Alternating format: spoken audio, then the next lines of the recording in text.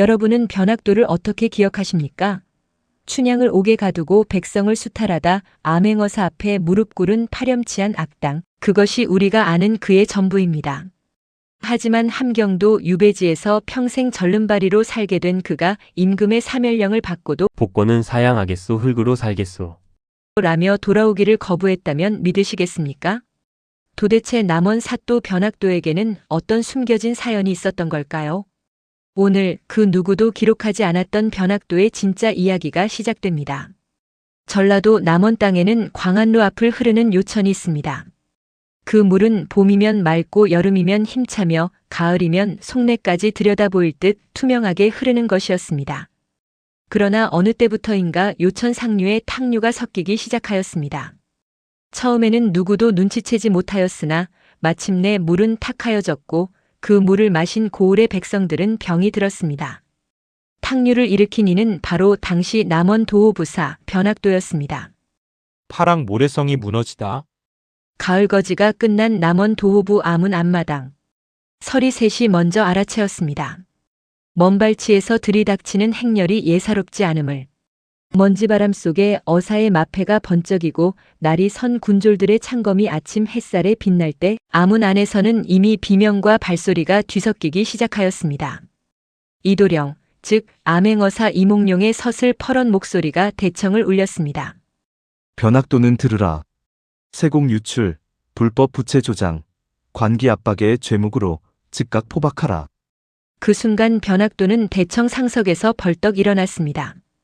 그의 눈은 여전히 오만하였고 두 주먹은 부들부들 떨렸습니다. 어사가 무슨 증거로? 그러나 이몽룡이 내미는 두루마리 위에는 그가 아전들과 나눈 밀서의 초본과 춘향의 버심청이 목숨을 걸고 모아들인 장부들이 빼곡하게 적혀 있었습니다. 변학도의 낯빛이 백지처럼 하얗게 질렸습니다. 그 순간 그의 눈앞을 스치는 것이 있었습니다. 가뭄에 갈라진 논바닥, 밤새 손에 쥐었던 먹줄, 그리고 물이 터져나오던 날 백성들이 울며 허리를 굽히던 장면. 그때 그는 황급히 손을 저으며 말하였습니다. 절은 하늘에 하시오. 물은 하늘이 내린 것이니. 그것은 불과 한 뼘도 되지 않는 순간의 기억이었으나 지금의 이 자리와는 너무도 멀었습니다. 어느 순간부터 그 맹세가 꺼진 자리에 다른 무언가가 채워졌는지 그 경계가 어디였는지를 그는 지금 이 순간에도 말할 수 없었습니다. 잠시 후 관복 자락이 땅에 끌리며 그는 마당 한복판에 엎드러졌습니다. 단단히 붙잡고 있다 믿었던 것들이 손가락 사이로 모래처럼 빠져나갔습니다. 권세도 위엄도 스스로 옳다 여겼던 논리도 모두 한꺼번에. 그의 곁을 지키던 수천 기생들은 저만큼 물러서서 입을 가리고 수군거렸습니다. 어제까지 부사나리를 외치며 잔을 올리던 아전들은 외면하였고 어떤 자는 대놓고 코웃음을 쳤습니다. 저 꼴을 봐라. 신동이라던 양반이 고작 이 꼴이야. 세상에 무서운 게 없다더니 매 맞을 일은 귀신같이 만들어 놓았구먼. 그 비웃음들이 칼날보다 날카롭게 변학도의 귓속을 파고들었습니다. 그러나 그보다 더 깊이 파고드는 것이 있었습니다. 바로 자신이 무엇을 잃었는지를 지금에야 비로소 알았다는 사실이었습니다. 응보죄의 무게는 살과 뼈로 새겨진다. 형장이 마련된 것은 그날 오시였습니다. 남원 저작거리 한복판에 백성들이 구름처럼 몰려들었습니다. 그들 중에는 변학도가 불법 부채를 씌워 딸을 팔아넘기다시피 한 노인이 있었고 구곡간이 텅 비도록 수탈당한 소작인이 있었으며 수청을 거부하다 곤장을 맞은 여인의 남편도 있었습니다. 변학도는 형틀에 결박되었습니다. 종산품 당하관의 품대는 이미 뜯겨나갔습니다. 관복의 깃도 찢겨 어깨가 훤히 드러난 채로 그는 세상을 내려다보던 그 눈으로 이제 흙바닥을 마주하였습니다. 첫 번째 매가 내려쳤습니다. 변학도는 이를 악물었습니다. 두 번째, 세 번째, 그리고 10번째에 이르렀을 때 그의 입에서 처음으로 신음이 터져나왔습니다. 스물에서 그의 다리가 경련하였습니다. 쉰을 넘어서자 피가 스몄고 이른이 지나자 그는 형틀 위에서 축 늘어졌습니다. 그러나 집행관은 멈추지 않았습니다. 90, 95, 마침내 100. 그 마지막 매가 내리칠 무렵 변학도의 의식은 이미 반쯤 흩어져 있었습니다. 그러나 귀만은 살아 있었습니다. 백성들의 침묵이 들렸습니다. 그것은 환호도 아니었고 통곡도 아니었습니다. 다만 길고 무거운 정적, 마치 오랫동안 짓눌려 있던 무언가가 비로소 숨을 고르는 듯한 침묵이었습니다. 그 침묵이 100대의 매보다 더 혹독하게 그의 가슴을 후벼 팠습니다. 나흘 후 의원은 조용히 고개를 저었습니다. 오른 다리 힘줄이 2개 끊어졌습니다. 완쾌는 어렵겠습니다. 평생 절름발이로 사셔야 할 것입니다. 말을 듣는 변학도의 두 눈이 천장을 향하였습니다. 아무것도 보이지 않았습니다. 정확히는 보고 싶지 않았습니다. 유배 땅끝보다 더 먼 곳으로. 유배의 길은 멀었습니다. 한겨울의 관북대로는 칼바람이 뼛속까지 파고드는 혹한의 길이었습니다. 변학도는 낡은 소못 하나에 의지하여 지팡이를 짚으며 걸었습니다. 앞송 군졸들은 최소한의 인원이었고 그들은 죄인을 돌볼 의무가 없었습니다. 끌고 온 말도 없었고 짐을 들어줄 하인도 없었습니다. 그를 따라오는 것이라고는 형틀의 상처에서 스미는 통증과 싸늘하게 등을 돌린 이 세상의 무심한 뿐이었습니다. 함경도 회령에 도착하였을 때 변학도의 몸무게는 남원을 떠날 때보다 한 짐은 줄어 있었습니다. 배정받은 거처는 거처라 부르기도 민망한 것이었습니다. 삭풍이 들이치는 외양간 곁 흙담집은 창호지 한 장이 북방의 바람을 막아내지 못하여 밤이면 숨결이 허옇게 서리었습니다. 어느 날 밤이었습니다. 허기가 너무 심하여 변학도는 몸을 일으켰습니다. 겨우 지팡이만 챙겨 기다시피 마당을 건너 이웃집게 밥그릇 곁에 쭈그려 앉았습니다. 걔는 그에게 짖지도 않고 그저 옆에서 빤히 바라볼 뿐이었습니다. 그 물끄러미한 눈빛에 변학도는 손을 멈추었습니다. 한참을 그 자리에서 꼼짝도 하지 못하였습니다. 그리고 마침내 처음으로 소리 없이 눈물을 흘렸습니다. 오만함으로 단단히 굳어진 줄 알았던 무언가가 그 개의 눈빛 하나에 와르르 허물어졌습니다. 내가 어찌하여 일이 되었는가. 목소리는 허공 속으로 흩어졌으나 대답해주는 이는 아무도 없었고 오직 북풍만이 차갑게 울었습니다. 조우 황무지에서 피어난 한 송이.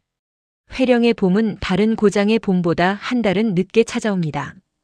변학도가 거쳐 앞마당에 나와 처음으로 햇볕을 받고 있던 그 어스름한 오전, 한 여인이 찾아왔습니다.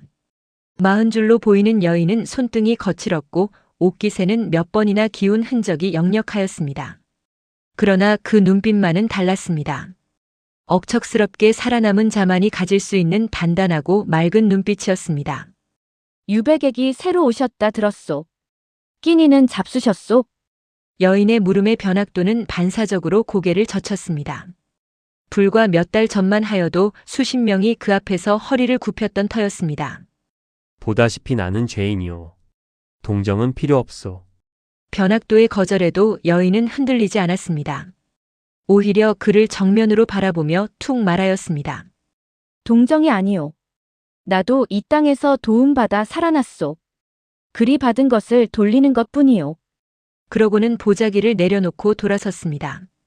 그 뒷모습이 변학도의 가슴 어딘가에 작은 균열을 냈습니다.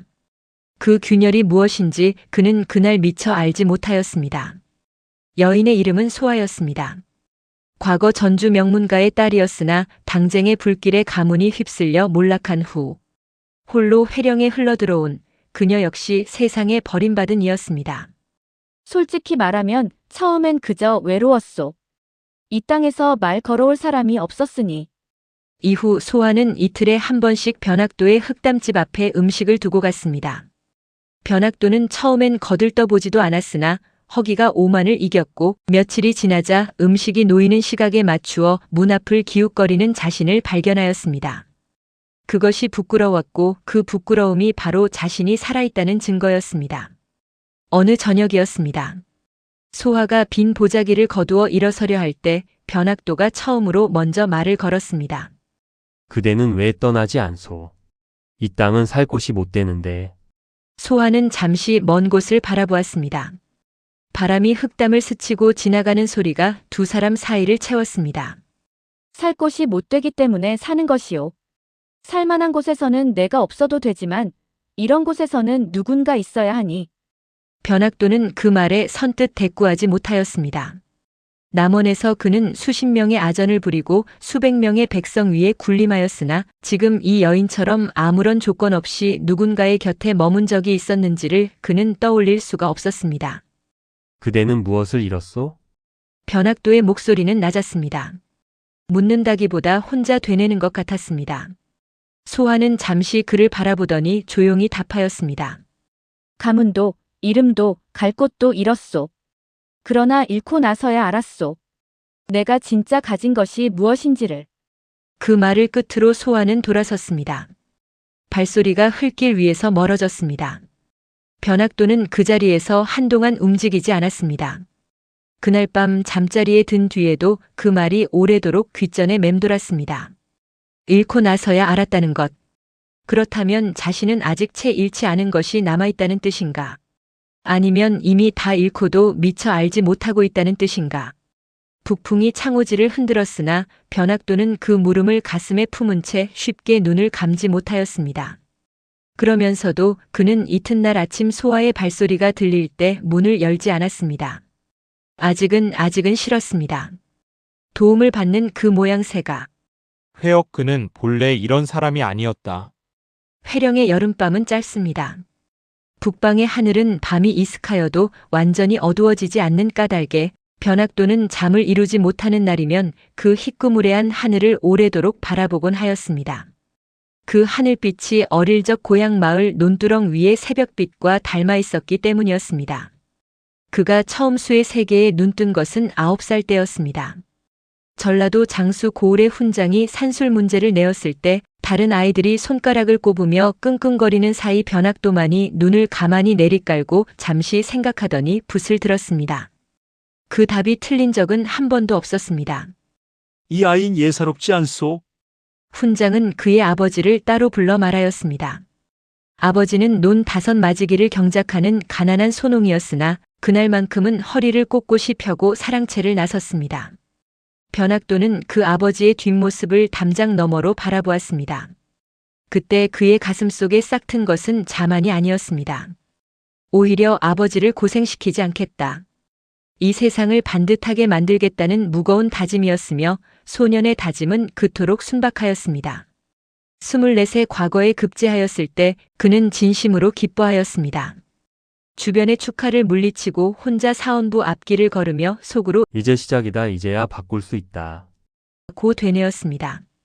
그의 첫 임지는 전라도 어느 고을의 찰방직이었습니다. 그곳에서 그는 3년 연속 가뭄으로 갈라진 논바닥과 울부짖는 농부들, 그리고 씨앗을 다 먹어버린 아이들을 보았습니다. 그는 밤새 사냐를 돌아다니며 관아에서 빌려온 나침반과 먹줄 하나만으로 지형을 측량하였습니다. 보의 위치를 다시 잡고 물길의 기울기를 다시 계산하여 그가 새로 설계한 수리시설이 완공된 이듬해 그 고을의 수확량은 2배를 넘어섰습니다. 백성들이 찾아와 절을 하였을 때 변학도는 절은 하늘에 하시오. 물은 하늘이 내린 것이니. 라며 황급히 손을 저었습니다. 그것이 본래의 변학도였습니다. 그러나 세상은 그 순박함을 오래 두지 않았습니다. 중앙으로 발탁된 후 그는 처음으로 조정의 생리를 알았습니다. 그가 올린 수리개혁안은 영의정 대감의 이름으로 임금께 올라갔고 그가 제안한 조세 합리화 방안은 권세가의 서신 한 장에 서랍 속으로 묻혔습니다. 그가 밝혀낸 지방 아전들의 횡령 증거는 그 아전들의 배후에 있는 세도가의 청탁 한마디에 오히려 변학도 자신을 올가매는 올가미가 되어 돌아왔습니다. 세 번째 그런 일이 벌어졌을 때 변학도는 관아 담장에 등을 기대고 밤하늘을 올려다보며 정의를 지키려다 무너지느니 차라리 내가 그 권력을 쥐겠다. 고 생각하였습니다. 그 순간 소년 시절 논두렁 위에서 품었던 맹세 하나가 마치 바람에 촛불이 꺼지듯 허망하고 조용하게 꺼졌습니다. 자신이 무엇을 잃었는지를 그는 그때는 몰랐습니다. 세상을 바꾸고 싶었던 천재 소년은 왜 스스로 권력의 노예가 되어 괴물로 변했을까요? 그리고 모든 것을 잃은 그에게 찾아온 의문의 여인 소아. 과연 그녀는 변학도를 구원할 수 있을까요? 죽어가는 그의 다리보다 더 깊게 파인 마음의 상처, 그 치유의 과정이 2부에서 이어집니다.